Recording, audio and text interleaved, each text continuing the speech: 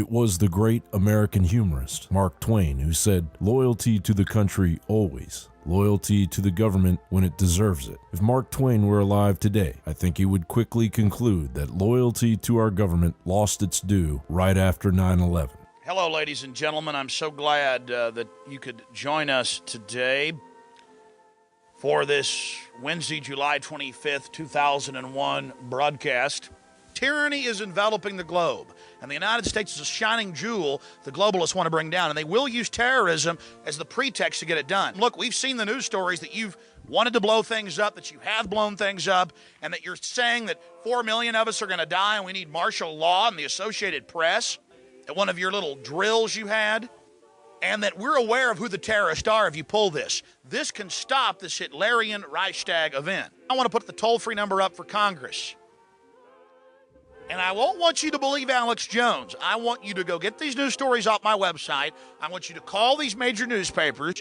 I want you to find out these statements were true by the White House about preparing for martial law. And I want you to let them know that if there is any terrorism, we know who to blame. We have a Congress that has an approval rating that is no longer detectable by current technology, a growing public awareness that the war of drugs has been manufactured by the CIA and organized by the DEA. If you want to collect content on the American, then a court order is issued. They are not, the National Security Agency is not listening to Americans' phone calls, and it is not reading Americans' emails. None of these programs allow that. As a matter of fact, the Patriot Act and that part of that 702 says it is expressly prohibited by law that you can read and wholly surveil domestic email traffic in the United States. Because even if you're not doing anything wrong, you're being watched and recorded. And the storage capability of these systems increases every year consistently by orders of magnitude. You simply have to eventually fall under suspicion from somebody, even by a wrong call. And then they can use the system to go back in time and scrutinize every decision you've ever made and attack you on that basis to sort of derive suspicion from an innocent life and paint anyone in the context of a wrongdoer. Government law enforcement, namely the FBI, NSA, DHS, and TSA, illegally read our correspondences and listen to our communications while sexually fondling our families, all in the name of national security, which pitifully adds up to national insecurity. We have a military that is exponentially raping female soldiers, wives of soldiers, and any female unfortunate enough to live near a military base. I don't know how you can say that having 19,000 sexual assaults and rapes a year is discipline and order. I do not understand how you can say that of those 19,000 cases to only have approximately 2,400 even reported, because the victims tell us that they are afraid to report because of retaliation and the blame they will get and the scorn they will get from their colleagues, is order and discipline. And I really cannot understand how 2,400 cases, only 240 of which go to trial, can result in you believing that that authority is giving you discipline. There is something that seems odd about the power to reject findings that came out of a jury in the absence of some major obvious problem.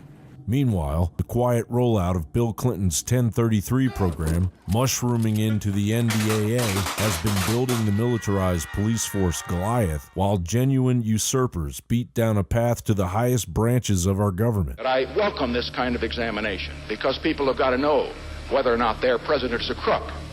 Well, I'm not a crook.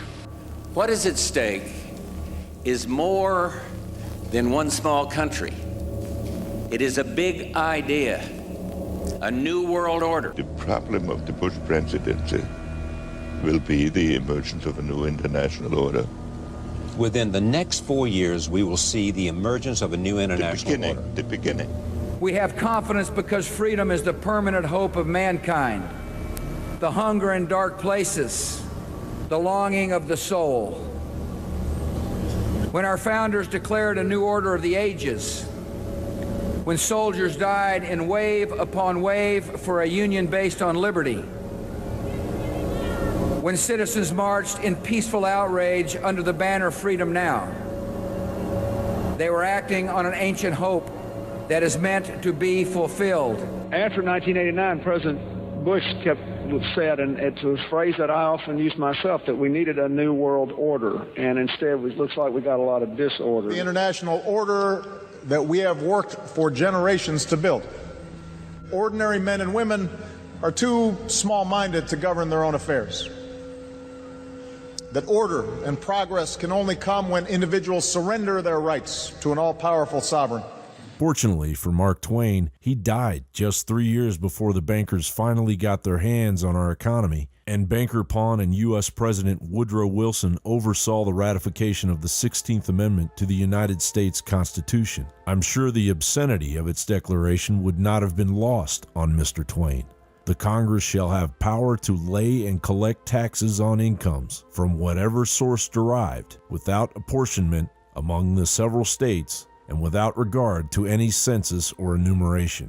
The resulting Internal Revenue Service became so bloated with hubris after 102 years that it now gives promotions to IRS employees that cheat on their own taxes. In approximately 60% of the willful violations, the IRS managers refuse to fire the guilty employees, and the directors of the Internal Revenue Service target patriotic Americans now, as if they were the enemy. And if Mark Twain were alive today, well, I would be ashamed to explain to him the abject putrefaction that wafts through the halls of the Environmental Protection Agency. I would ask him to please cover his ears while I explain to the rest of America that EPA employees are regularly reprimanded for defecating in the hallways of the Denver, Colorado regional office, and that the watching of pornography on government computers during work time at the EPA has become so commonplace that EPA employees have been caught watching hours of porn, harassed the female employees,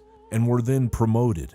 It says 2010. When did we discover that he's? When did we discover he's looking at the porno? I believe the information came to us within the last 6 months. Last 6 months, and we acquired that information. But something needs to be changed. When people are breaking the law, when you have this GSA 14 sitting there abusing his position, his salary, ripping off the taxpayers. Somebody told me he's still on the payroll. Is he on the payroll, Mr. Yes, Wayne? he is. This is so offensive. It's unbelievable. I guess I'm thankful that Mr. Twain isn't alive to see all this, knowing that there was a time when America wasn't a shell of its former providence and glory. As dismal as it may seem, Mr. Twain wouldn't want you to forget America when he said, "It's not the size of the dog in the fight, it's the size of the fight in the dog." John Bound for Infowars.com.